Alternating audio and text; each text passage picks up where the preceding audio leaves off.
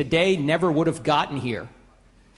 So time had a beginning as well. So the universe is not eternal, therefore it needs a cause outside itself, and as I mentioned before, that cause must be spaceless, timeless, and immaterial, and also personal, to go from a state of non-existence to a state of existence. But according to you, sir, the Creator isn't bound by these thermodynamic laws, because when I pointed out the imminence of nothingness a while ago, you did say, maybe God wants that so he can begin all over again. And maybe he does. The Creator is not bound by the second law of thermodynamics. If this being exists, you're free to attribute any quality to him that you like. No, what I'm saying is that you claim to know his mind. That's the bit where I part company with you. If God wants the universe to ultimately peter out, he can do that. But if he wants to intervene and stop it, he can also do that as well, and that's what Revelation 22 says. Yeah, but that's not the second law of thermodynamics, is it? So why do you bother with the thermodynamics? What is not the second law of thermodynamics? The second law of thermodynamics helps establish that there was a creator. To get to the Bible, you have to go through several steps and see if there were miracles after the first one. And if Jesus really did rise from the dead, then whatever he teaches, since he's God, is true. But then you just misled, you've given a misleading answer to the gentleman. You said, no, it couldn't happen. What couldn't happen? There couldn't be another Big Bang. There could if the Creator... According to the current laws of nature. Let us move to our very patient audience members. Which mean nothing to you. This question is for Christopher. You said you're an intelligent primate. And I just wanted to know, do intelligent primates have souls? And if so, what happens when you die? I actually think, I hope I said I was a member of an intelligent primate species. I wouldn't want to push myself forward.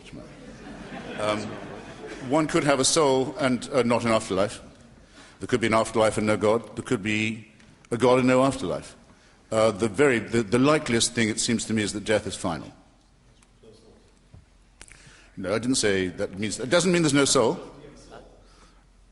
I seem to operate without that assumption. But I would use the word soulless in a way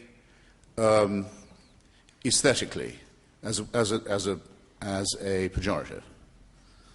And I find the use of transcendental and numinous terms to be occasionally gratifying.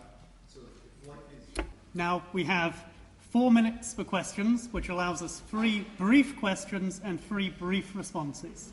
And then we will turn to the closing statements. Yeah. Oh, I don't know about you, Frank. I would yield my closing statement time to allow more questioners because there are so many hands up, have been up for so long. I do have a closing statement I need to make. Oh, all right. That's okay? Well, I'll yield mine. We have an additional 5 minutes for questions. Thank you. The title of this is What Best Explains Reality? Perhaps following the previous questioner. The United Nations, I believe, starting with Pakistan, Pakistan tried to have a resolution that made the criticism of religion unacceptable. I just would quickly want to get particularly Mr. Hitchens' response to that, and also because you did write the introduction to Sir Kingsley Amos's book on everyday drinking, what's your favorite drink? In reverse order, then, Johnny Walker Black Label with Perrier as the delivery system. But no ice. Ice can be a mistake. Followed by a couple of bottles of Pinot Noir, with lunch only. I mean, with food. Very important to keep the food intake up. The United Nations is exceeding its authority in trying to limit any form of speech on any subject. I think it's particularly absurd for any attempt to be made to limit the criticism of religion, precisely because religion makes such large claims for itself. The Quran, for example, claims to be the last and final revelation from God. No further words are necessary after this immaculate recitation has been completed. It's therefore, in my view, implicitly very totalitarian. It says you can't need anything more. And it can be death, not just to challenge it, but to say that there have been any subsequent revelations. There are Ahmadi Muslims, for example. They're a small minority who believe there may have been a later revelation.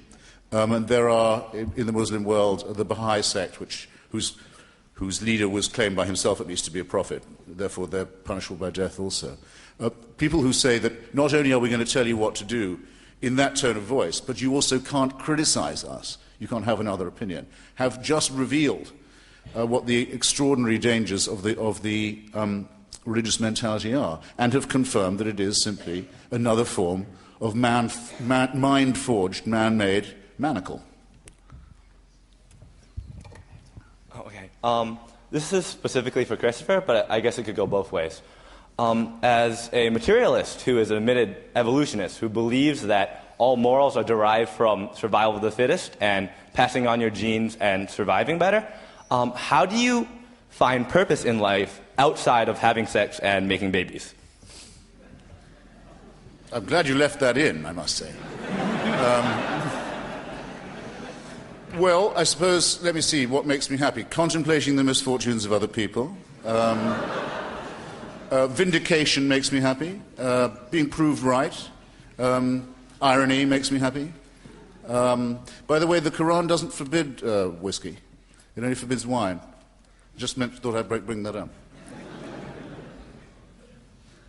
I think it was Tertullian, one of the early Christian fathers, who said, you know how the Christians always have a very hard time picturing what heaven would be like? They can do a hell very easily, and they do. But heaven, it sounds boring just to be praising the dictator for the rest of, for eternity.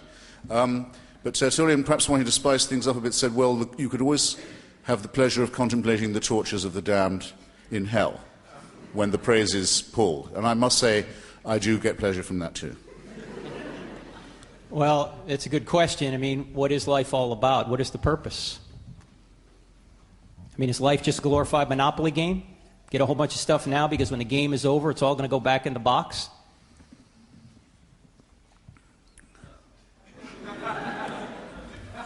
I think there's more to it than that. This question is for Frank. If Christianity is based in personal faith and demonstrates the defying of physical laws in science, why do you use scientific evidence based in the objective physical realm to explain it? Where's your physical evidence? I don't know if I followed the question. Christianity isn't necessarily based on faith. That's what I said before. You have to have belief in before you get to belief that. That's interesting. I'm sorry, believe that before you get to belief in. I said it backwards. You have to believe that God exists before you put your trust in Him. Lord, I believe, help thou my unbelief. I've heard it said very often that you have to have faith in order to believe. You can't derive faith from evidence. It would be too easy. It's two different kinds of faith, Christopher, as I mentioned. It's called the leap. The problem is you have to keep on making that leap. Let us move now to the next question. Thank you, Mr. Hitchens, Please. Dr. Turek. Hi, my question's for Christopher. If you believe in no moral absolutes, do you believe in consequences for whatever is relatively wrong? Because if there are no eternal consequences, and let's say I was to find it, like when you're saying human solidarity, can you expand on that and kind of explain why something is wrong? Because if people's wrong and right are different, then where's their point? What consequences are there? Well, I would like to put myself in the safekeeping of the audience and ask, in all fairness, have I not answered that question more than once already? But if you insist on it again, I will simply say this, and I'll have to again do it in reverse order. Belief in the supernatural, or in an afterlife, or in a God or a creator, has not had the effect of making those who profess the belief behave more morally or ethically. I return you also to the question that I asked, which you might want to give an answer to, or consider an answer to. What moral action or ethical statement am I forbidden to make because I'm not a believer, that a believer could make? You see, I mean, I think I have